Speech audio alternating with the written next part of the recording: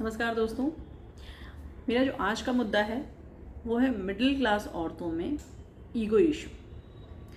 कभी अपने पति की पोस्ट को लेके, कभी अपने मायके वालों की इज्जत को लेके, कभी अपने ससुराल वाले के मान सम्मान को लेके कोई ना कोई मुद्दा मिडिल क्लास की औरतों को बना ही रहता है।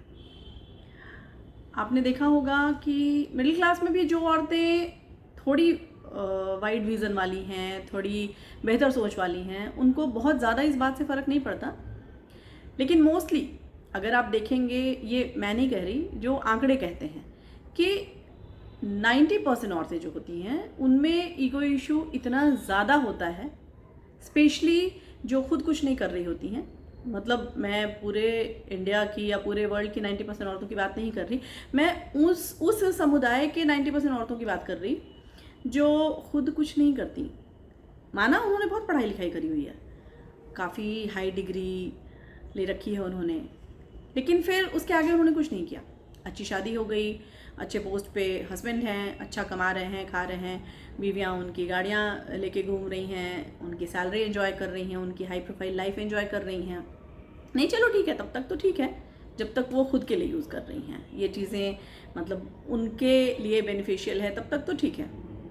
लेकिन बात जब वहाँ आती है कि अगर किसी का गुड लक, उसके हस्बैंड की मेहनत, उसके भाई की मेहनत, उसके फादर की मेहनत रंग लाती है और वो लोग तरक्की कर जाते हैं, और वो लड़कियां कभी अपने फादर, कभी अपने हस्बैंड, कभी अपने ब्रदर के ऊपर इतना घमंड करती हैं कि सामने वाले को नीचा दिखाने लगती हैं। उनकी लाइफ का मकसद ही यही होता है कि बस ऐसी ही चीज़ों में उलझे रहो।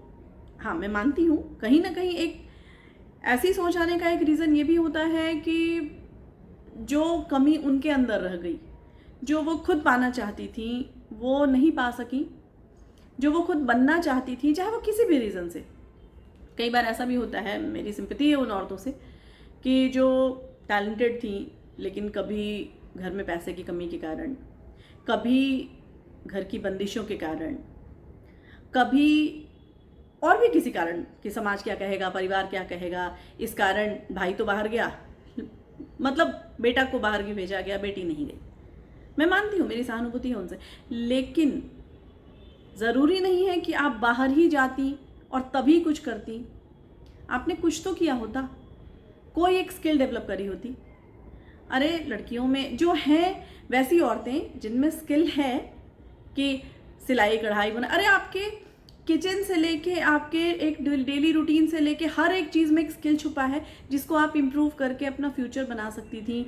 आपको ज़रूरी नहीं था कि आप इसकी बीवी ही कहला के अपने आप को, और चलो ठीक है किसी की बीवी कहला के आपने शान महसूस किया, जब तक वो आपके लेवल पे है, आपके पॉइंट पे है, ठीक है। लेकिन उसको लेके आपने इतना हवा बना दिया। कई बार देखा होगा आप लोगों ने कि जब किसी भी डिपार्टमेंट में, स्पेशली गवर्नमेंट सेक्टर में ये देखा जाता है या सेमी गवर्नमेंट सेक्टर में, कि जब हस्बैंड का प्रमोशन सामने होता है तो बीवियां इतनी स्ट्रेस में होती हैं, इतनी ज़्यादा सोते जागते उठते बैठते बस हस्बैंड से उसी एक टॉपिक पे बात कर रही होती हैं।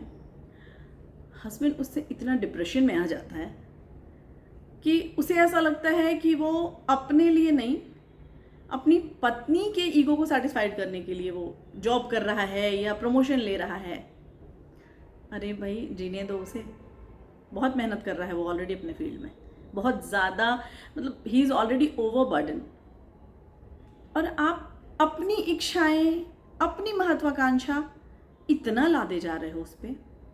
और तो और, चलो ठीक है, लकीली आपके पति का प्रमोशन हो गया, जिसका नहीं हुआ, मैंने कई बार देखा है लोगों को ऐसी बातें करते हुए।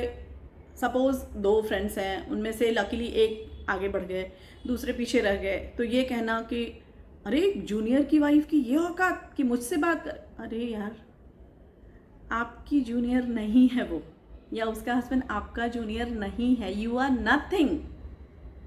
जो जूनियर सीनियरशिप है वो ऑफिस में रहने दो ना, अपना रिश्ता निभाओ, एक बैलेंस करके चलो ना। लेकिन मोस्टली औरतों को ये प्रॉब्लम होती है और इन्हीं सब में उलझी रह जाती हैं, सीनियर जूनियर, प्रमोशन, तरक्की। और इसमें जो सबसे ज़्यादा वो मिस करती हैं वो जीना भूल जाती हैं। और ये कहें अपने दिखावे में सामने वाले को जीने नहीं देती, क्योंकि नेचुरल है, जो पीछे रह गया उसके अंदर ये कसक रह जाती है, काश हम भी वहाँ होते।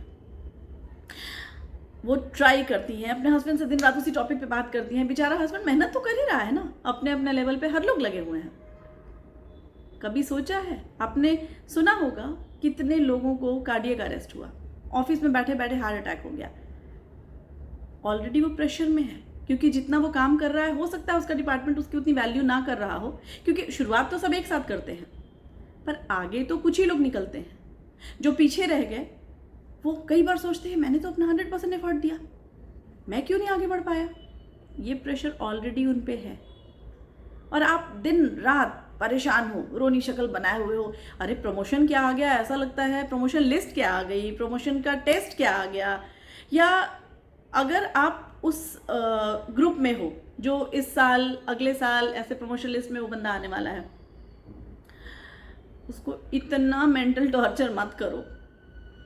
और ये प्रॉब्लम मोस्टली मिडिल क्लास में ही देखी गई है, चाहे वो अपर मिडिल क्लास हो, लोअर मिडिल क्लास हो। यही एक क्लास ऐसा है जो खुद भी सफ़र कर रहा है, स्पेशली इस क्लास की औरतें खुद भी सफ़र कर रही हैं और हस्बैंड को भी सफ़र करवा रही हैं।